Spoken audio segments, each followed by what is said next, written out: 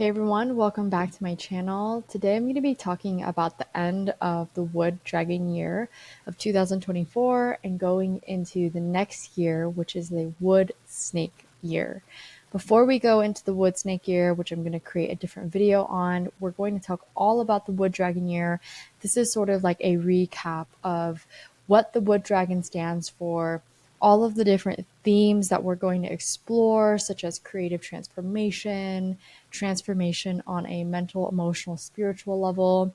Also, a lot of planning and envisioning and strategizing for the future. And a lot of that is a part of the wood energy, which we're going to talk a lot about Chinese medicine. We're going to talk a lot about Chinese energetics and metaphysics. And also, I'm going to share with you 3 practical tools that you can incorporate into your life today that can help you reflect and integrate some of the lessons learned and also things that you accomplish, things that are wins for you this year. I think it's really important to take moments to find gratitude, take moments of appreciation for things that you've gone through in your life, things that have taught you a lot, things you've received. And we're going to talk about that a lot in this episode, all about the wood dragon year. So let's dive into it.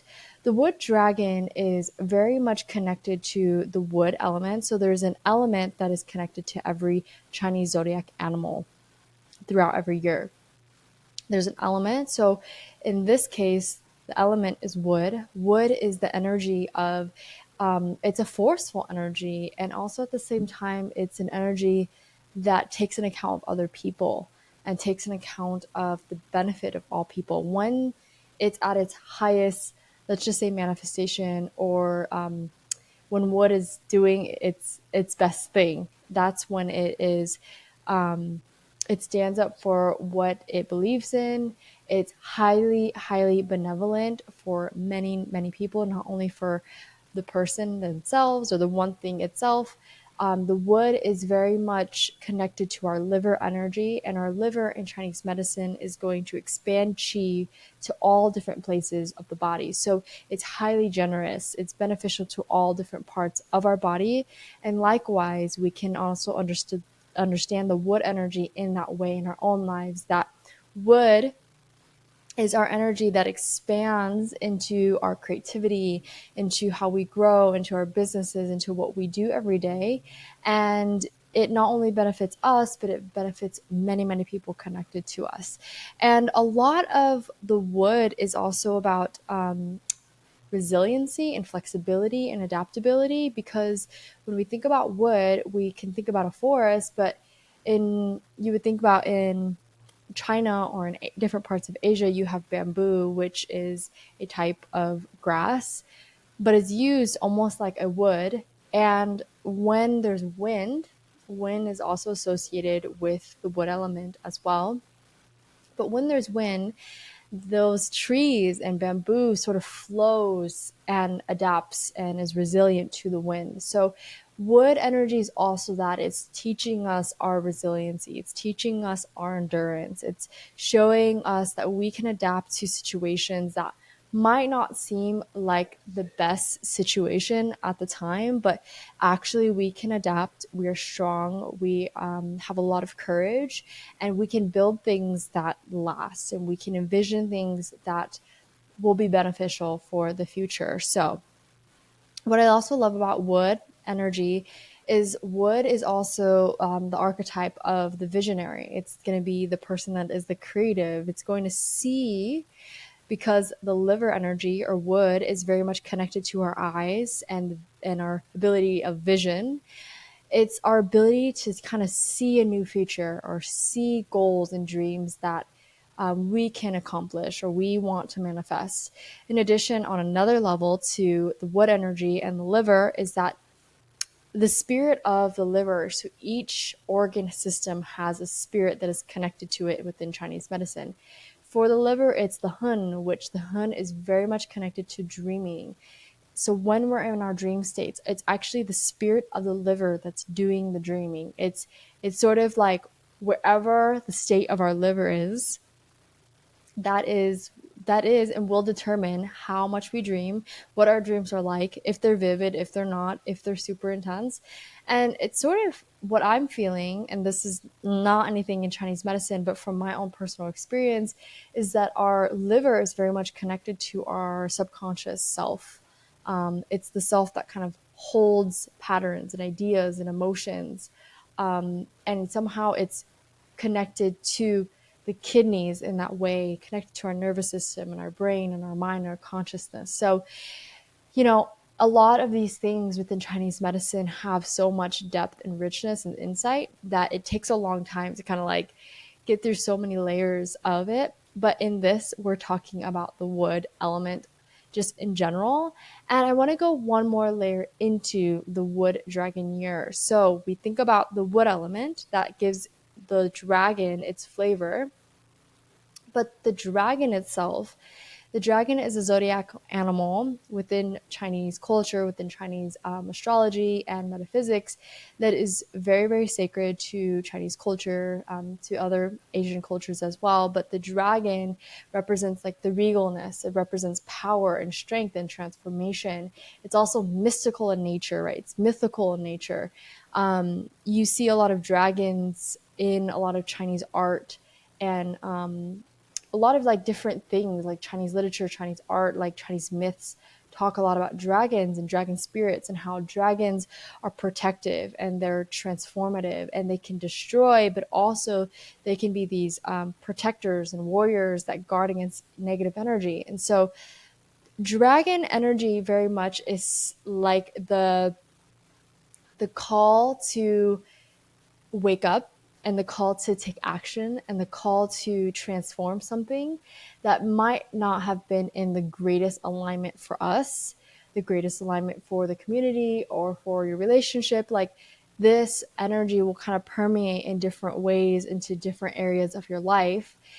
And so with that dragon energy, you have the wood. So the wood gives it its flavor. So this like ability to kind of envision and create a new future and to think about all these new ideas and goals and dreams and do it in a way that's very courageous through the dragon energy, that's like very transformative, that's very powerful.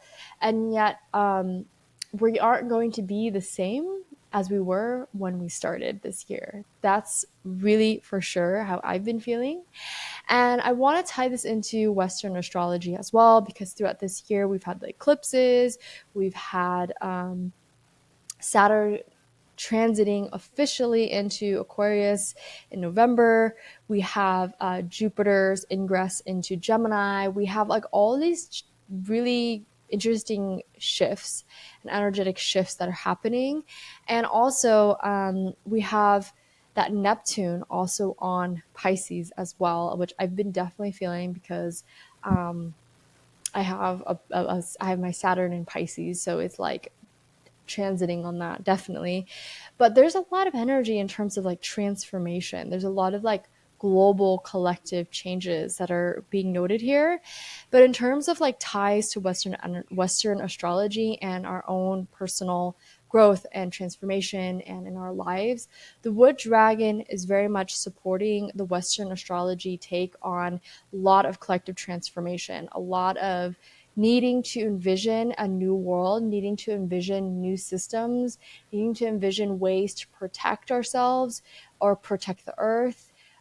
Because wood is also a part of earth, like the forest is a part of earth. The earth needs wood. The earth needs, plants and the forest to thrive and to create life. And so this year was a lot about like reflecting and also learning on our own adaptability and resilience, because there's been many, many things that has happened this year.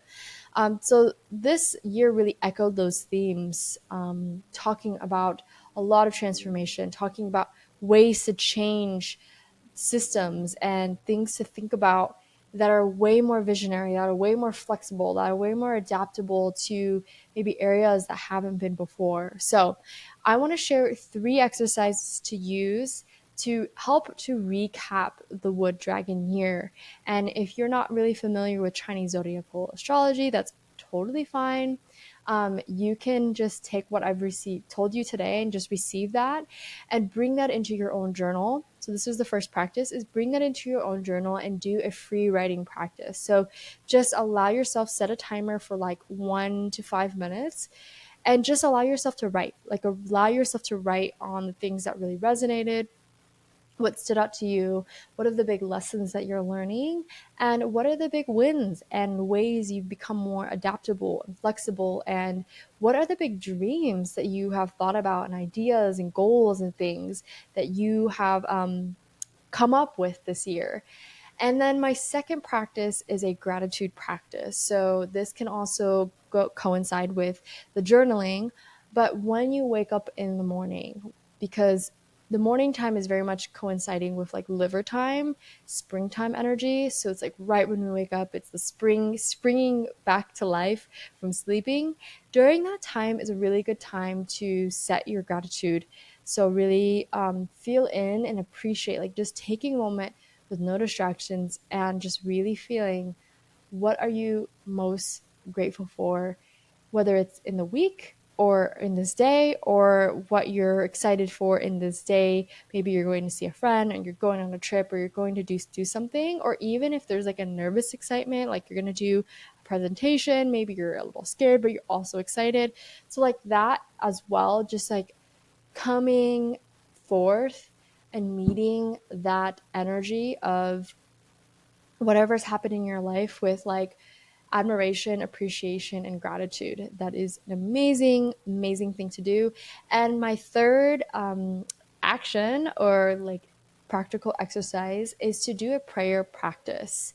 And this is something that has been coming to me very deeply and that I've practiced a lot in my own life. But doing a prayer practice specifically for the end of the year, which is to set your intentions for closing out this year, whether it's like you want to clean out you want to clean out like that old drawer or something, or you want to like help donate some old clothes that you don't really need to the local animal shelter, or you want to go take care of yourself and fill your cup and just like take moments of your day to rest and regenerate.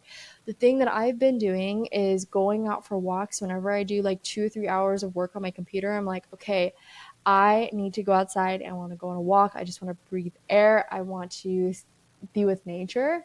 And that's been really helpful.